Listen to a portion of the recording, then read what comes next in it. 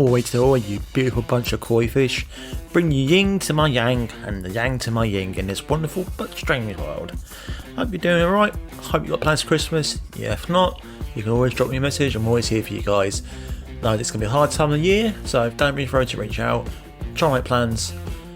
Despite what the government says, you know, do what you want to do, but be safe. So anyway guys, let's get on the video, shall we? So in this week's video I'll be chatting about why I think Sekiro Shadows Die Twice is the hardest FromSoftware game. To be honest, I think most of the people who have played any of these games from this developer will agree with me. Well, that's until we see what's in Elden Ring slot next year, but for me, in this video, I'm going to say to you, well, I believe Sekiro Shadows Die Twice is the hardest FromSoftware game. So let's get going, shall we? So as you guys know, if you watch any other videos, this is the part where I give you some basic factos for you. That's factos, not fatos.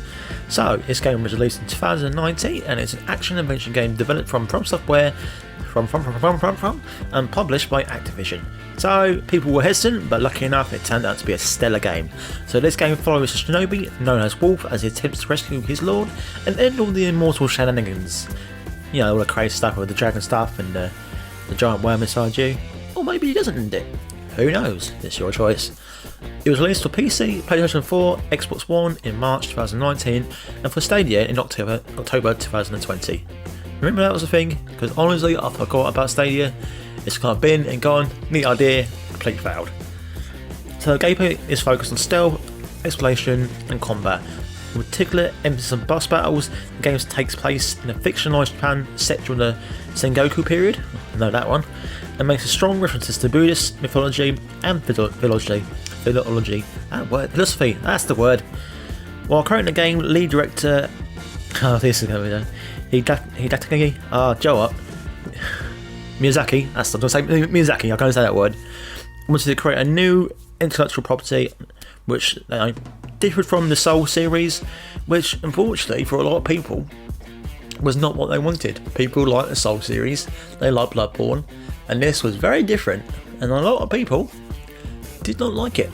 Even the hardcore fans struggled with it, so take it with that you will, but I think over time people are going to appreciate it, enjoy a lot more, and play it a lot more. I think I appreciate for what it is. It's still from them, it's still a fantastic game. Right, so now I've got the basic facts out of the way with a game you probably know pretty much all about, but if you don't, welcome to Sekiro. So we head into the main topic of this video and why I think it's the hardest game in the series. Well, for starters, in Dark Souls, Demon Souls and Bloodborne, you're able to level up your attributes with your character, which means given enough time and the right knowledge, you can become so overpowered that you storm through the bosses with only a few hits, maybe a few deaths, but literally you kill them in 2 or 3 hits, you know, which is good to see your character evolving away, but after a while it starts to diminish the challenge, which when you find people do like soul level 1 runs and, you know, no hit runs and stuff like that. If you are crazy, which most people aren't, because that is a challenge for the select few to conquer.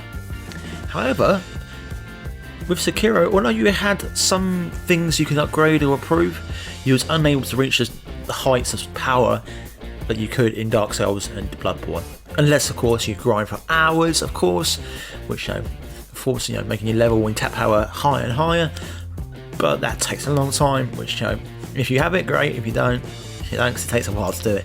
But it forces you to find other ways to defeating your foes, like learning to parry the attacks, using your shinobi tools and your shinobi arts, like the Makiri counter, and obviously, you know, your pellets and all that kind of stuff like that, and your axes and stuff like that. I'm blanking on things, but obviously your tools that you're given throughout your journey, learning the boss tap patterns, getting the timings of attacks and defense down to a fine art. So it almost comes like a dance.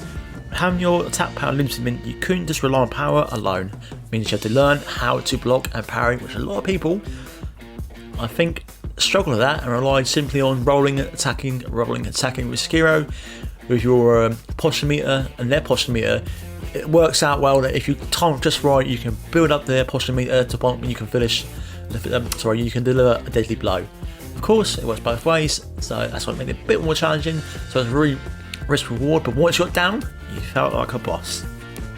Now, personally for me, my first game in this series that I completed and platinumed was Bloodborne, which combat is very fast paced, focus on being aggressive, so obviously when you hit, you get some of your health back. So which means coming into Sekiro, which was my second game in the series, I had to change my whole approach, I had to learn a whole new way of playing the game, and it was frustrating, I can tell you that. Eventually I did manage to get through the game, completed at least 2 or 3 endings. I did face against some tough bosses, which eventually, when I died many times, like Lady Butterfly, Genichiro, Guardian Ape, and finally Lord Ishin, they kicked me off so many times. I don't want to admit, don't want to say. I'll say at least in the 50s for some bosses, and for others a bit fewer. But it got to the point where I was trying to do one of the endings, and these 2 bosses just kept on beating me, kept on defeating me, and it honestly got to the point where I was so stressed out. I thought, you know what, I'll leave this game behind, and I'll come back to it at some point in the future. Now, perhaps it's why a lot of people put off the game in the first few hours, and once again spark the conversation about games need easy mode so everyone can enjoy them. And like I said before, I had to walk away from this game at some point because it got too stressful.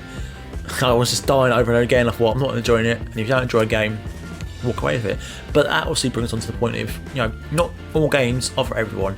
If it's too hard for you, there's no shame in admitting, I can't play it, I don't enjoy it, it's not for me. The people who like the challenge, who love these games and love the series and love what they bring in terms of the challenge and reward, just stick it. It's how it is. If people don't enjoy it, then unfortunately it's not a game for them. There's plenty of games out there that they can enjoy. So during the years of 2018, 2019 and 2020, I decided to try the Dark Souls trilogy, as I mostly enjoyed Sekiro by the last 2 bosses, and I really loved Bloodborne as the first game that I platinumed on the PS4. Now, to my surprise, I stalled through the Dark Souls trilogy, only ever really stumbling on the hardest bosses like the Nameless King, Sister Freed, and the 2 Austin Smile from the first one. And I think the person in the Iron Keep in the second one, I can't remember his name, but there's only a few, most of it I got through fairly easy, and it was a breeze compared to Sekiro. Like I said, only over the hardest bosses that I took a few times to beat. But, like I said a minute ago, I think the reason why I found it not as challenging is because of Sekiro. Sekiro had taught me so much from the FromSoftware universe and style, preparing me perfectly to tackle anything it had to offer. So any of these hard bosses, I've already faced them in Sekiro, and I can beat them, given enough time, and never really felt like it's out of my depth because, like I said, Sekiro taught me a hard lesson about perseverance and keep going until you do it. So after I finished the trilogy, I returned to Sekiro, and within a few tries, I'd beaten those 2 bosses that gave me so much grief, and I'll tell you, I was screaming the house down. I finally platinumed the game, and it felt really good, I'm not gonna lie. But, to end this video, and move on, so in short, I think if you can finish Sekiro, you can beat any other game that the wonderful studio FromSoftware has brought us, or will make in the future. Not every game is meant for everyone, like I said earlier on, so there's no shame in that, but we do not need to make all games easy. Sekiro being this difficult has taught me that if you can overcome this, you can overcome most things by learning from your mistakes, being patient and not being greedy, trying all methods at your disposal, and eventually you'll defeat whatever demon or evil samurai that's in front of you. So that's a good lesson to learn, and I think it's a good lesson to take away from this whole thing. Perseverance, learning from your mistakes, using the tools at your disposal, and if need be, ask for help. No shame in any of that. So anyway, guys and girls and humans across the world, thank you for watching, you beautiful people. Hope you enjoyed this festive holidays, and remember, like I said in the start of the video, if you do need to talk to someone, please do. Make plans, go see people, but be safe. If not, talk to me. You can find my Twitter at PickItUpGaming1. And by the way, this video had a lot of stumbling, a lot of mumbling. It's because I've got a cold. Not coronavirus, but a cold. But anyway, guys, hope you have a good Christmas. Hope you have a good holidays. Whatever you celebrate, I hope it's good for you. And remember, just to pick it up. And I'll see you soon. Now, Sekiro, do your thing, and shadows die once.